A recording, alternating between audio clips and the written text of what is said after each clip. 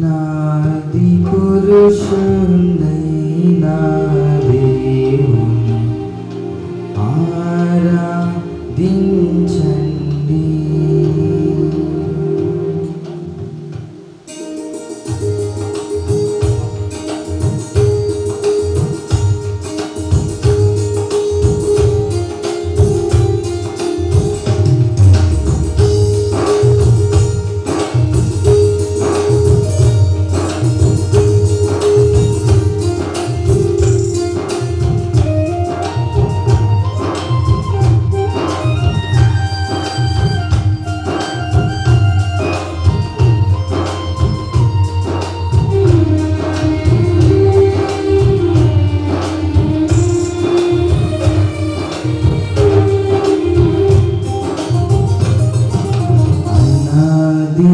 పురుషుడైన దేవుని ఆరాధించండి.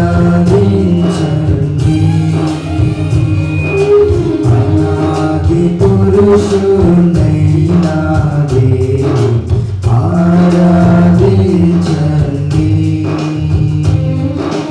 అనాది దేవుడే, అనాది దేవుడే, అనంత దేవుడై ఉండే, అనాది అనంత దేవుడై ఉండే, అనాది అనాది పురుషుడైన దేవుని ఆరాధించండి.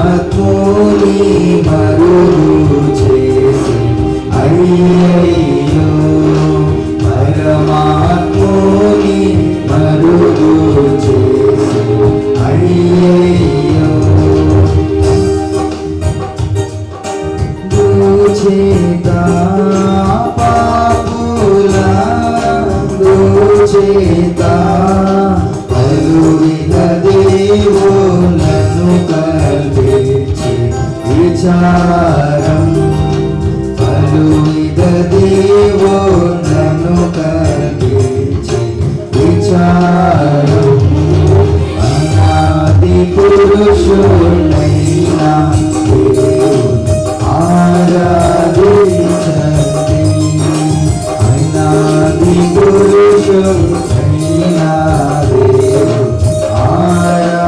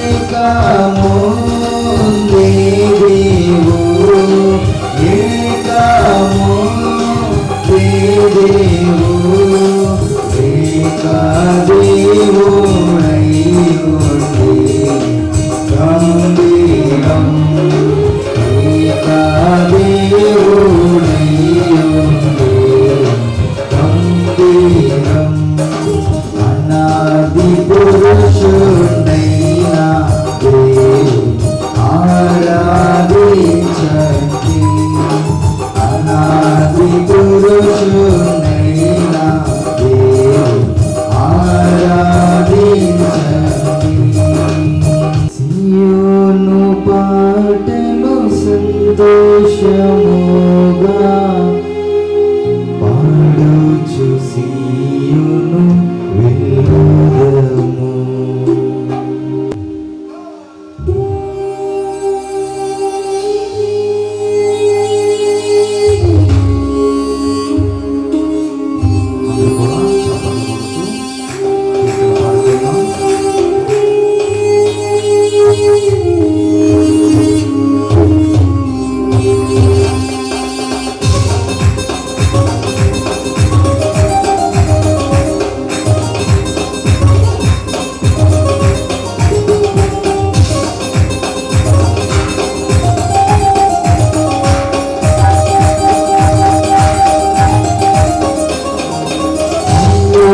పాటలు సంతోషముగా పాడుచు సీయోను వెళ్ళుదము. సీయోను పాటలు సంతోషముగా పాడుచు సీయోను వెళ్ళుదము.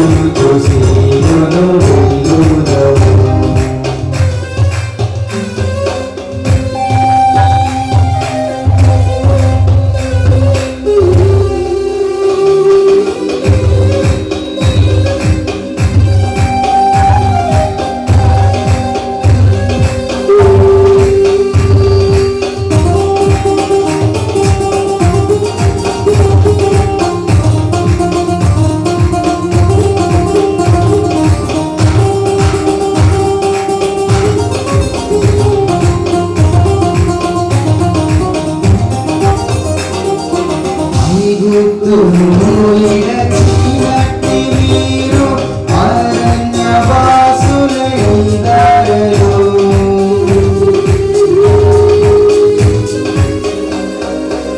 ఐగుప్తును ఇడచినట్టి మీరు అరణ్యవాసులైదారలో. నిత్య నివాసము లేవిలలోన చిత్రాలు కానము కైనికోడి. నిత్య నివాసము లేవిలలోన చిత్రాలు కానము కైనికోడి. సియోను పాటలు సంతోషముగా పాడుచు సియోను వెళ్ళుదము. సియోను పాటలు సంతోషముగా పాడుచు సియోను వెళ్ళుదము.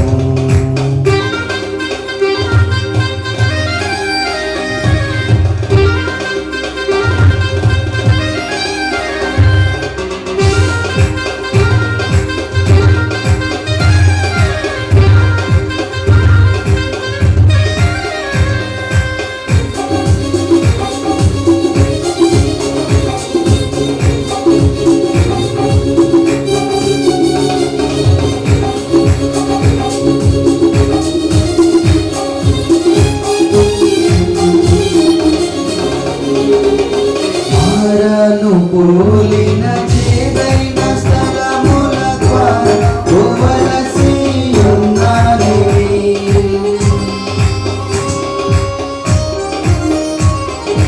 మారను పోలిన చేదైన స్థలముల ద్వారా పోవలసి ఉన్నది.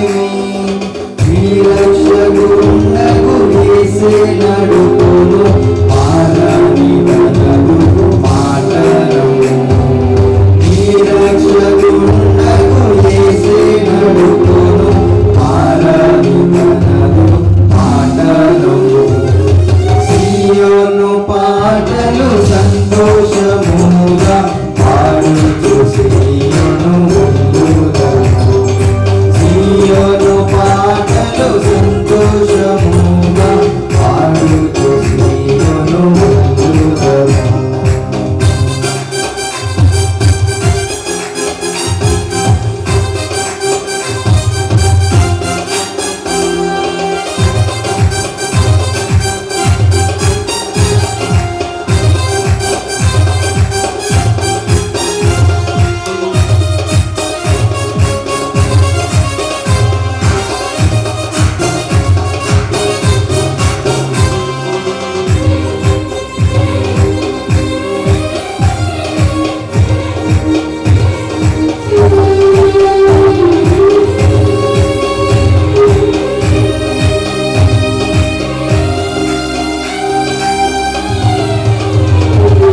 ఆనందమయ పరలోకము మనది అక్కడ నుండి వచ్చునేసు.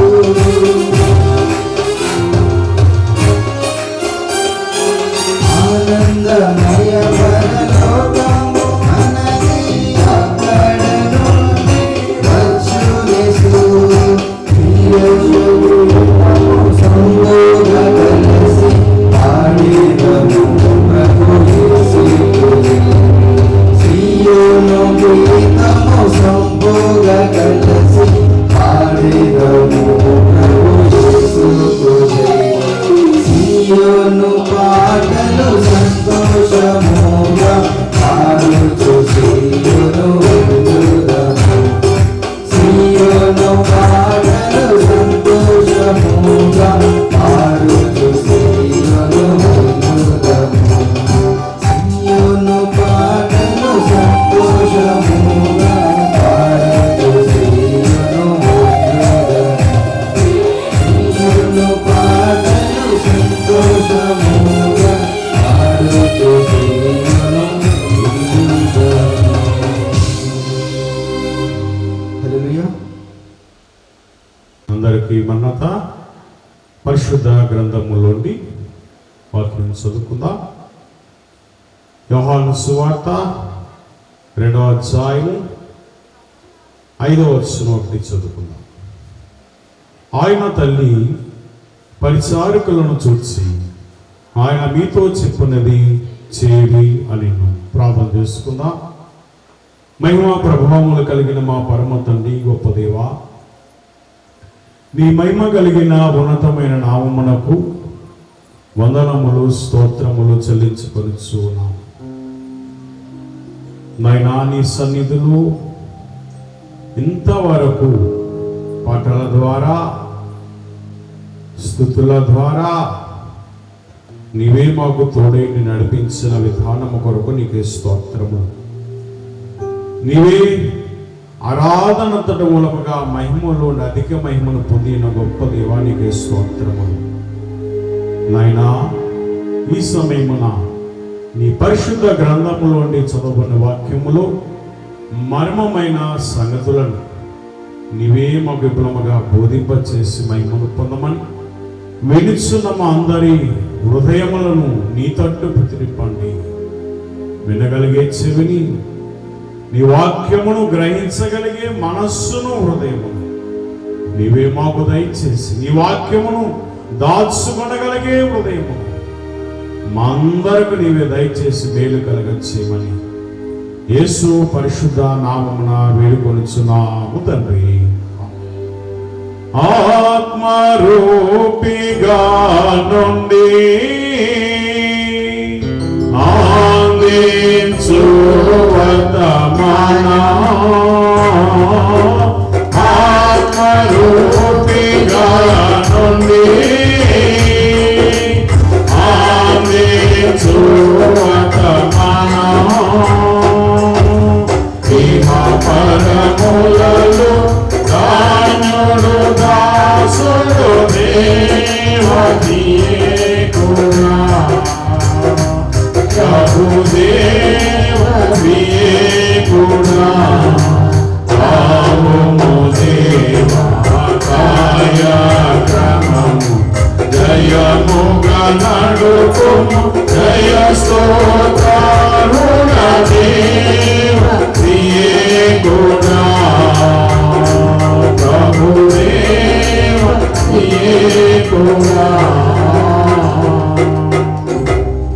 ఆయన పాద సాన్నిధ్యంలో కూడి వచ్చిన దేవుని ప్రియ విశ్వాసులారా, దేవాదేవుని ఆశీర్వాదములు దీవెనలు తండ్రి మనందరి మీద కుమ్మరింపచేయునుగాక. ఆమేన్. పరిశుద్ధ గ్రంథములు మనం గమనించినట్లయితే యేసు ప్రభువు వారు ఆయన శిష్యులైన వారు కానా అనే ఊరిలోనికి వారు వెళ్ళారు. వెళ్ళినటువంటి సమయములో 3వ దినమున గలిలయలోని కానా అనే ఊరిలో వారు ఒక వివాహమునకు హాజరైనట్లుగా మనం చూస్తున్నాం. అయితే వివాహానికి వెళ్ళే వారు అందరూ కూడా వివాహాన్ని చూడడానికి వెళ్తారు. అంతేనమ్మా, ఆ వివాహం ఎలా జరుగుతున్నది, ఆ వధూవరులైన వారు ఎలా ఉన్నారు అని మనం చూడడానికి వెళ్తుంటాం. మరి యేసయ్య కూడా ఆ యొక్క వివాహానికి పిలువబడి ఉన్నారు. అయితే అక్కడ ఎవరున్నారంటే యేసు తల్లి ఉన్నది. ఎవరున్నారమ్మా? యేసు తల్లి. అయితే దేవుని విశ్వాసులారా, మరి యొక్క కానా ఊరిలో జరుగుతున్న వివాహమునకు వెళ్ళినటువంటి వీరు ఏం చేస్తూ ఉన్నారంటే, మొదటగా తల్లి వెళ్ళినది, తర్వాత యేసయ్య ఆయన యొక్క శిష్యులైన వారు ఆ యొక్క వివాహానికి పిలువబడ్డారు. పిలువబడినటువంటి సమయంలో ఇప్పుడు అక్కడ యూదులైన వారు అక్కడ చేసేటువంటి పని ఏమిటంటే, వారికి ఏ ఫంక్షన్ జరిగినా వారికి ద్రాక్షారసము కావాలి. ఈ ద్రాక్షారసము లేకుండా వారు ఏ కార్యక్రమాన్ని, ఏ శుభకార్యాన్ని కూడా వారు చేయరు. అయితే ఇక్కడ మనం చూసినట్లయితే మరి యొక్క కానా ఊరిలో కూడా ద్రాక్షారసమును సిద్ధము చేశారు సరికదా. మరి అక్కడ ద్రాక్షారసం ఏమైందంటే, వారు ద్రాక్షారసం అంతా కూడా అయిపోయినప్పుడు మరి విందు ప్రధాన యాజకునికి మరి ఏమొస్తుంది? అవమానము కలుగుతుంది. అంతేనా? అయితే ఇక్కడ యూదులైన వారు ఈ చేస్తున్నటువంటి యొక్క వాడుక ఏమిటంటే, ద్రాక్షారసమును అందరికీ పోస్తారు. మరి ద్రాక్షారసం కాస్త అందరికీ పోసారు, అయిపోయినటువంటి సమయములో మరి మరియమ్మ గారు యొక్క బంధువు గనక, అక్కడ జరుగుతున్న వివాహము మరియమ్మ గారి యొక్క బంధువుది గనుక, ఇప్పుడు మరియమ్మ గారు ఆ విందు ప్రధాన యాజకునికి ఎటువంటి అవమానము లేకుండా ముందుగా యేసయ్య దగ్గరికి వచ్చి ఆమె ఏమంటుందంటే, చూడండి అక్కడ చదువుతున్నా 4వ వచనం. యేసు 3వ వచనం చదవాలి. ద్రాక్షారసం అయిపోయినప్పుడు యేసు తల్లి వారికి ద్రాక్షారసము లేదని ఆయనతో చెప్పగా, ఎవరితో చెప్పారు? యేసయ్యతో చెబుతుంది. యేసయ్యతో ఆ తల్లి చెబుతున్నటువంటి సమయంలో వెంటనే యేసయ్య అంటున్నారు, అమ్మా నాతో నీకేమి పని, నా సమయం ఇంకా రాలేదు. దేవుని స్తోత్ర. మరి సమయము, దినము, గడియలు ఎవరి స్వాధీనములో ఉన్నాయి? దేవుని స్వాధీనములో ప్రభువు ఇచ్చిన గనుక నేను విశ్వాసులారా, తండ్రి తన స్వాధీనం ఉంచుకున్నారు గనుక ఇప్పుడు ఈ యొక్క యేసయ్య ఏమంటున్నారంటే, ద్రాక్షారసం అయిపోయిందని తల్లి చెప్పినప్పుడు వెంటనే అక్కడ అంటున్నారు, అమ్మా నాకు ఇంకా నా సమయం ఇంకా రాలేదు అని చెప్పగానే ఆమె వెంటనే ప్రభువును ఎత్తి చూపించచ్చు. ఇక్కడ ఆయనతో పాటు ఉన్న శిష్యులైన వారిని చూస్తా ఉంది. అంటే యేసయ్యతో చెప్పింది, యేసయ్య ఏమన్నారు? నా సమయం ఇంకా రాలేదన్నారు. వెంటనే ఆయన శిష్యుల వైపు చూసిందంట. ఆమె శిష్యుల వైపు చూసి ఆమె ఏమంటుందంటే, ఇప్పుడు ఆయన 5వ వచనం, ఆయన తల్లి పరిచారికలను చూసి ఆయన మీతో చెప్పినది చేయుడి అనెను. గనుక మరి ఇప్పుడు ఎవరు చెప్పినది ఎవరు చేయాలి? చెప్పండమ్మా, ఎవరు చెప్పింది ఎవరు చేయాలి? యేసయ్య చెప్పినది శిష్యులు చేయాలి, పరిచారకులు చేయాలి. ఇదే చేయమని చెప్పి ఈ యొక్క వాని తల్లి అయినటువంటి మరియమ్మ గారు ఆ శిష్యులైన వారితో చెప్పారట. దేవుని స్తోత్రం. కనుక ఈ యొక్క మాట ఈ యొక్క పరిశుద్ధ గ్రంథములో ఈ మరియమ్మ గారు చేసిన చిన్న ప్రసంగము అన్నారంట. ఇక ఏ ప్రసంగము? చిన్న ప్రసంగం. కనుక మరి చాలా మంది బోధకులైన వారు ప్రసంగిస్తూ ఉంటారు. ప్రసంగిస్తున్నటువంటి సమయములో మరి వారి బోధన మనం వినాలా వినకూడదా? వినకూడదా? అయ్యగారు అన్నారు కదా, శ్రద్ధగా వింటే శుద్ధులవుతారు అన్నారు. అంటే మనం ఏం చేయాలి? ఇప్పుడు శ్రద్ధగా వినేవారుగా ఉండాలి. శ్రద్ధగా వినేవారిగా ఉండాలి. వినకపోతే ఏమవుతుంది అమ్మా? వినకపోతే నష్టమే గాని లాభము లేదు. ఇప్పుడు ఈ యొక్క శిష్యులైన వారు ఈ యొక్క మరియమ్మ గారి యొక్క మాట విన్నారు గనుక ఇప్పుడు ఆ యొక్క విందులో, ఆ యొక్క వివాహములో జరుగుతున్నటువంటి విందులో మరలా దేవుడు ద్రాక్షారసమును ఆయన అద్భుతముగా కలగజేసినట్లుగా మనం చూస్తున్నాం. దేవుని స్తోత్రం. మరి యేసు ప్రభు వారు మొట్టమొదట చేసిన సూచక క్రియ అన్నారు. ఆయన జీవితంలో మొట్టమొదట చేసిన సూచక క్రియది. అంటే సూచక క్రియ అంటే అందరూ చూస్తుండగా చేస్తున్నాడు. మొదట జబ్బు రసము పోస్తే ఎవరైనా తర్వాత మంచి రసం పోస్తారట. కానీ యేసయ్య చేసినటువంటి ఆ నీరు ద్రాక్షారసముగా మార్చబడిన తరువాత ఆ ద్రాక్షారసము ఏమైంది? ఇప్పుడు మంచి రసముగా. ఎందుకంటే అది దేవుని చేత చేయబడి ఉన్నది గనుక. దేవుని స్తోత్రం. ముందుగేమో వారు చేసుకున్నారు ద్రాక్షారసాన్ని, తర్వాత ఎవరు తయారు చేశారు? యేసయ్య తన తండ్రి యొక్క ప్రార్థన చేసి ఈ ద్రాక్షారసమును తయారు చేశారు. అంటే తర్వాత చేసిన ద్రాక్షారసం ఎలా ఉందంట? మధురముగా ఉందంట. దేవుని స్తోత్రం. అలాగే మరి యేసయ్య మాట కూడా అంత వింటారా? కొంతమందికి వినబుద్ధి కాదు. ఎందుకు? దేవునిని కాదని మరొక చోటకి ఆయన వెళ్ళాడు.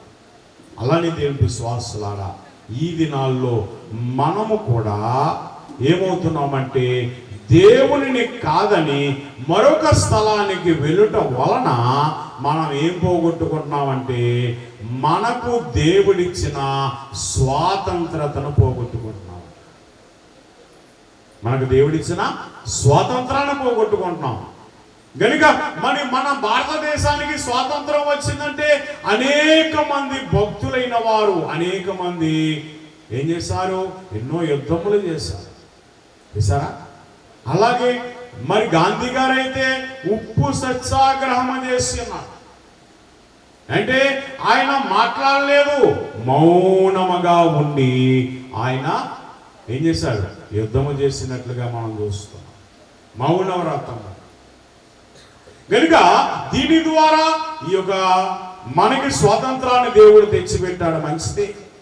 అలాగే దేవుడు మనకిచ్చిన స్వాతంత్రం ఉన్నదే, ఆయన మాట విన్న వారందరికీ కూడా గొప్ప స్వాతంత్రాన్ని ఆయన ఇస్తున్నాడట. మనము ఆయన యొద్ద నుండి తప్పిపోయి ఆయన ఇచ్చిన స్వాతంత్రాన్ని మనం పోగొట్టేసుకుంటున్నామట. పోగొట్టుకొని ఏమవుతున్నామంటే ఒకరికి మనము ఏమవుతున్నాం? జారబడవలసి వస్తుంది. ఒకరి యొక్క ఆలోచనలు బట్టి నడవలసి వస్తుంది. నీ సొంత ఆలోచన కాదు, కానీ దేవుని ఆలోచన చెప్పిన నడిచిన వాడు ఈ లోకములో ఎన్నటికీ కూడా కదల్చబడడు అంటున్నాడు. దేవుని స్తోత్రం. అన్నిటికీ కూడా కదల్చబడడు.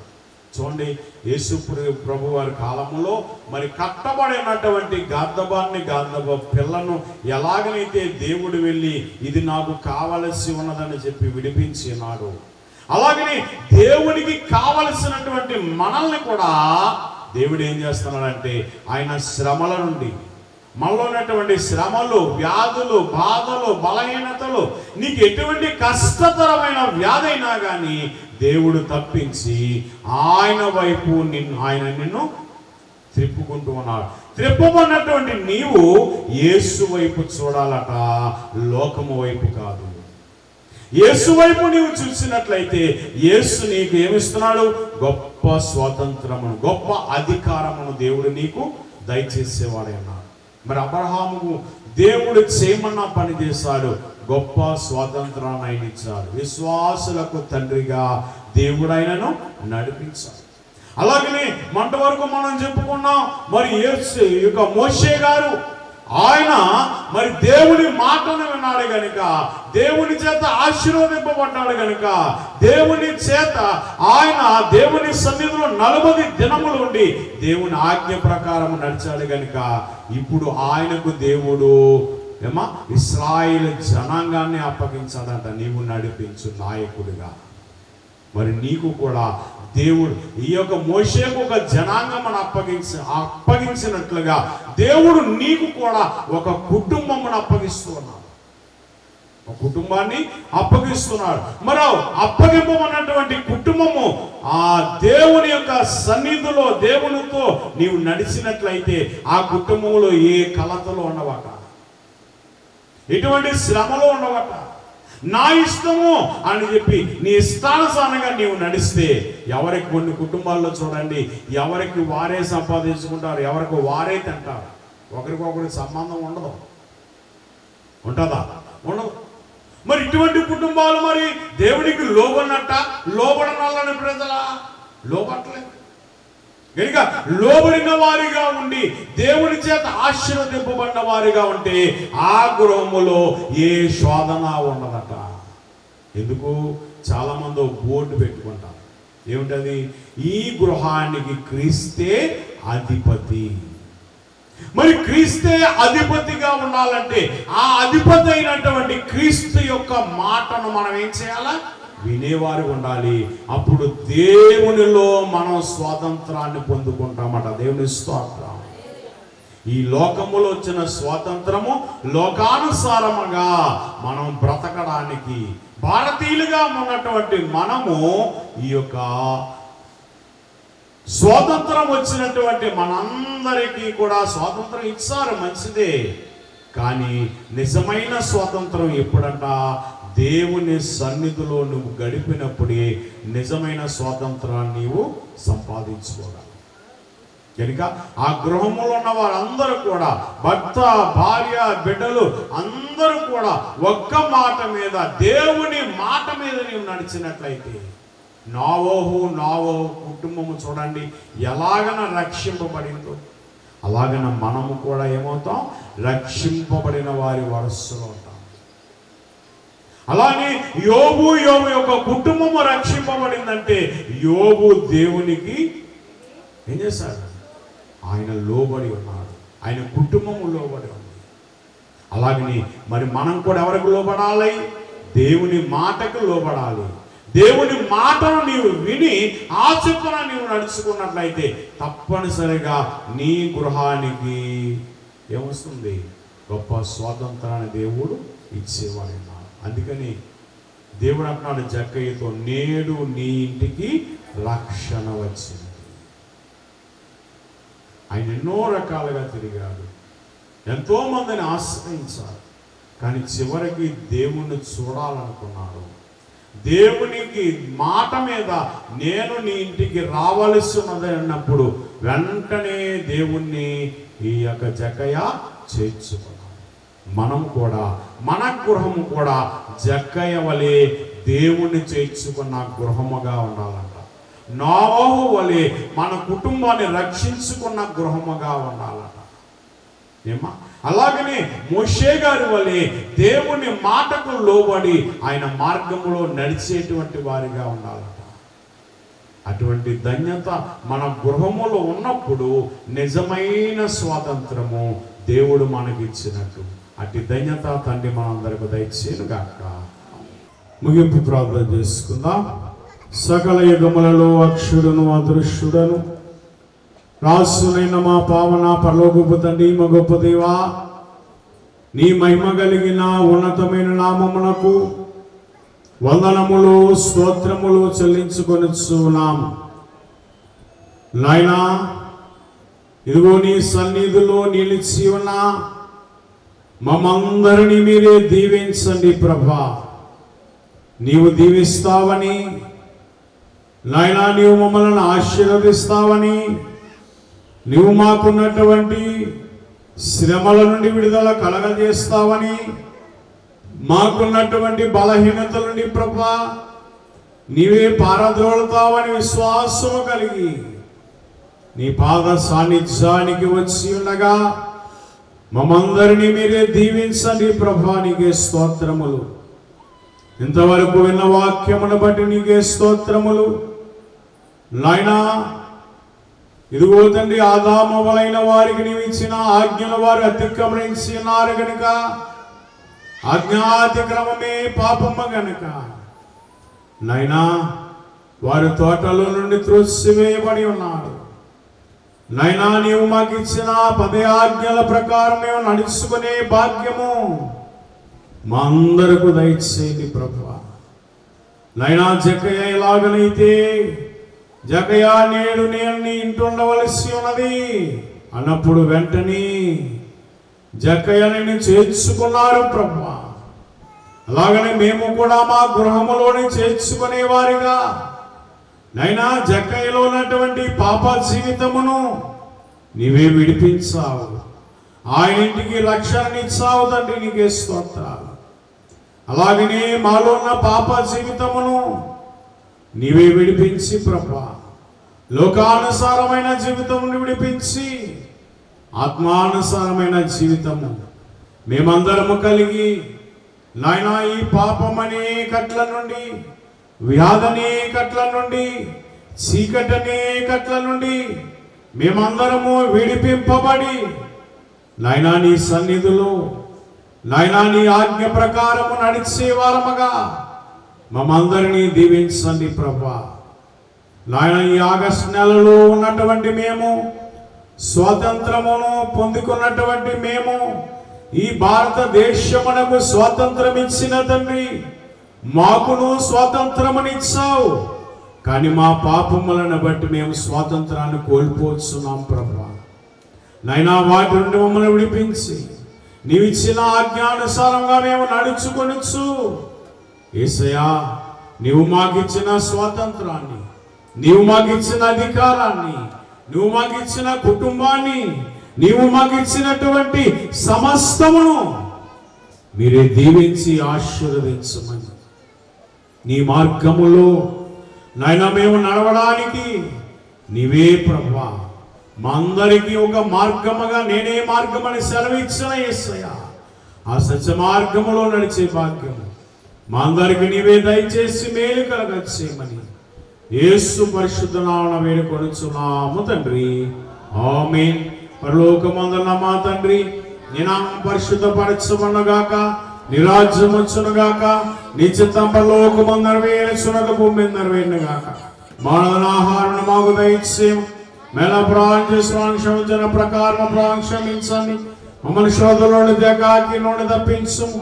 రాజ్యము శక్తి మహిమ నిరంతరము నీవే నావు తండ్రి. ఆమేన్. ప్రవేశురత్వమునకు జయం, అపవాది క్రియలకలయం, ప్రవేశురత్వమునకు జయం, అపవాది క్రియలకలయం, ప్రవేశురత్వమునకు సంపూర్ణ విజయం, అపవాది క్రియలకనంతకాల నాశనం. హల్లెలూయా, హల్లెలూయా, హల్లెలూయా. స్తోత్రము, స్తోత్రము, స్తోత్రము. ఆమేన్, ఆమేన్, ఆమేన్. మన ప్రభువైన యేసుక్రీస్తు కృపయు, తండ్రి దేవుని ప్రేమయు, పరిశుద్ధాత్మక సహవాసమును, నీతిమంతునుడి ఆశీర్వాదములు చేసిన సర్వాంశములకు జరగబో కార్యములు కూడి వచ్చినప్పుడైన వారందరికీ ఆయన కృపతోడైండి నడిపించును గాక.